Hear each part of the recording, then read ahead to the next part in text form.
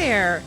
I'm Amy.Connell. Welcome to Graced Health, the podcast for women who want simple and grace-filled ways to take care of themselves and enjoy a little chocolate in the process.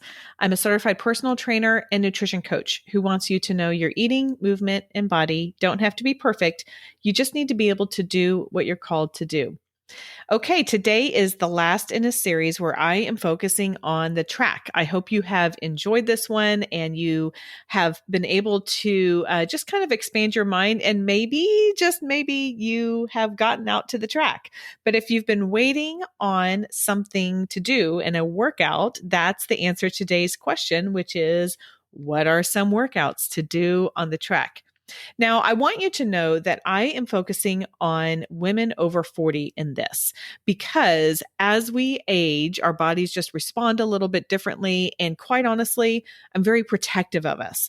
I have gotten hurt more times than I want to admit, and I have gotten hurt doing a sprint workout before. I think because I wasn't allowing myself enough rest time in between the intervals. So adjust this as necessary. The great thing about these workouts is there's no rules. Like, these are guidelines. This is something that you can take and you can play with, but you can make it work for you. Maybe you need a longer rest period. Maybe you want to go a little farther or a little shorter. All of that is fine. These are just some guidelines that I want to give you as a starting point.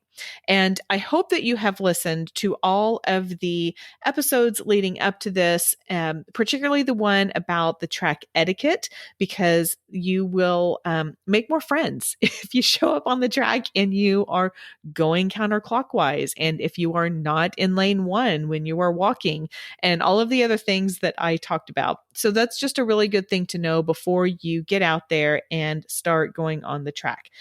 Okay. I want to give you 3 kind of workouts that you can do, and then one other thing to consider before you head out to the track.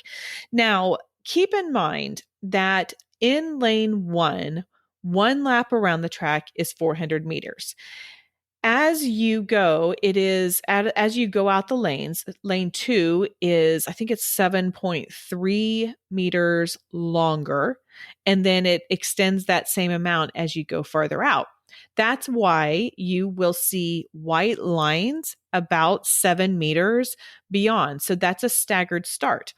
As I'm recording this, it is 2021, and the Tokyo Olympics just finished about a month ago. One of my very favorite things to watch, of course, is the track and field. And if you saw people, the athletes staggered, that's what they were doing. They were lining up on those white lines to ensure that everybody has the same amount of distance around the track. If that's important to you, then line up on those lines. Otherwise, ignore them and just do what works for you. I don't know. I can't speak for you, but I know for me, I just want to get out. I want to breathe hard. I want to have a great workout. I always say I want myself and my clients to feel equal parts energized, accomplished, and fatigued. That's what I'm looking for myself. That's what I'm looking for you. If the specificity of it is important to you, then absolutely go out to those lines when you start. But otherwise, just start where the numbers are. That's okay. All right. So here's your first one. This is what I have been doing, and I have a lot of fun with it. And it's, there's a couple different ways of saying it. It's either 100 repeats or walk the straight or run the straight, walk the curve. Basically, I walk around the curve. There is a line kind of where the curve turns into a straight portion. And that is the beginning of a 100-meter distance until the next line happens, and then you go back around. So I will run that straight portion at a pretty intense level and then walk the curves.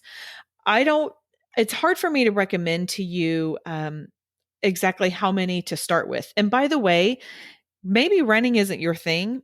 Maybe you just take it at a really, really fast walk, like a super speedy walk, and then slow down your walk. That's perfectly acceptable to do as well. I like running. I like the feel of running. So if you do too, or if you just want to do something different, then run or walk, whatever floats your boat. There's no rules. Just do whatever works for you.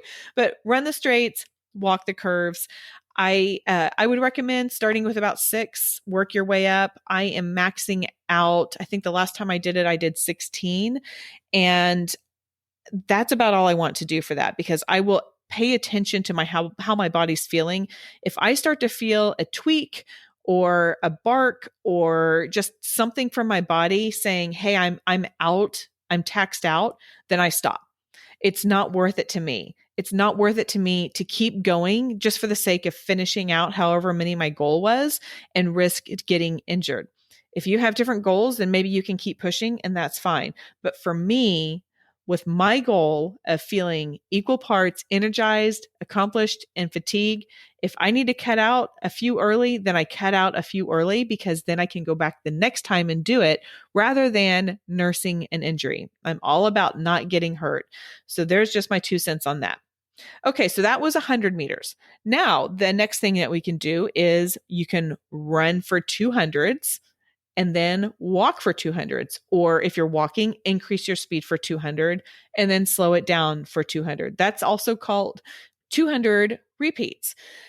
There are lines on the track, again, like we talked about. So what you would start on where there are numbers, and that's probably going to be kind of on the right-hand side of the track, and then run the curve through the straight. And at the end of that first straight, you will see a line. That's where your 200 meters ends.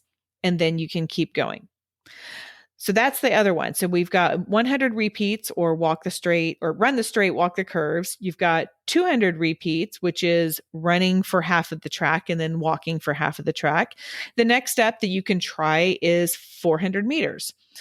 So that's just one lap around the track, and then you can rest. So you can either maybe walk to that next 200, you can take a full lap.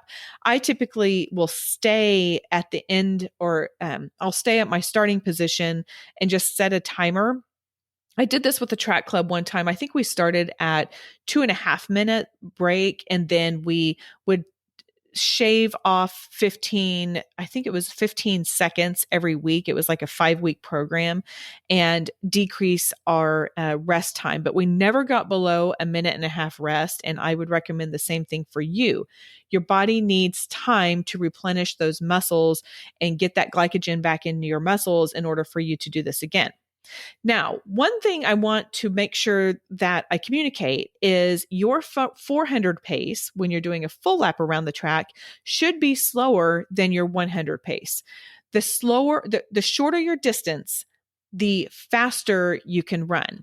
You are not going to be able to maintain that same speed on a 400 as you are with a 100 or a 200. This is normal. And this is why, I mean, you even see the numbers in this in Olympic events. You can't just take 100-meter pace and multiply that times 2 and assume that that's what's going to happen in a 200. It will slow down. The longer you go, the slower your body's going to go as well. So just keep that in mind. The final one I want to just put out there is a term that you may have heard or may not, depending on how entrenched in the running community you've been, and that's called a fartlek. And if you have young children in the car, they might be laughing. Yes, fartlek. And yes, I'm 46 and I'm laughing too. Anyway, that is just kind of a technical term for varying speeds of intensity.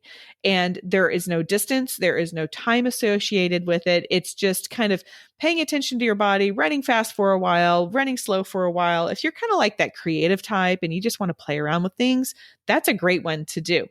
If you want to have a little bit more structure, do something like, if you are listening to music, again, remember from our track etiquette episode, not too loud, but if you are listening to music, and I do too, then run really hard during the chorus and then walk the rest of the song, or walk during the other parts of the song. So that's something you can do. You can also do some counting. So maybe count down from 10 to 1, and then do it again and count down from 15 to 1, and then 20 to 1, and then back down to 15 and 10. Just play around with that. Really and truly, there's no rules. I do want to remind you again, the longer you go in your interval running, the slower the pace is going to be. However, I encourage you to try and see what kind of pace you can achieve. Now, this does not mean go out and run as fast as soon as possible when you first start doing this. Allow your body the time to figure out how to respond to what you're wanting it to do. It takes practice to get the right speed. And one of the greatest things that you can do is start tracking how long it takes you to do that distance. And you want to be somewhat consistent.